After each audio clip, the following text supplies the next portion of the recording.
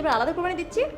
বলবো বলবো করে আসলে সময় হয়নি। তোমার কোনো সময় হয় না, গরু কেনারও সময় হয় না, তোমার ভাইকে এগুলো বলারও সময় হয় না।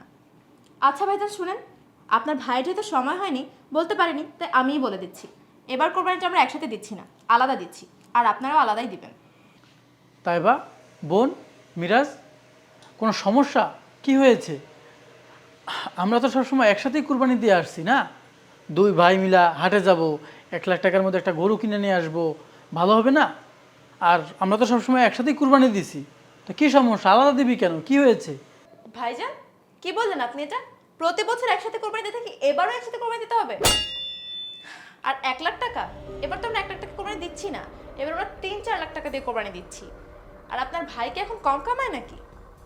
তাই বা তুমি হয়তো জানো না, 3 লাখ টাকা দিয়ে কুরবানি দিলেও কুরবানি হয়, 1 লাখ টাকা দিয়ে কুরবানি দিলেও কুরবানি হয়।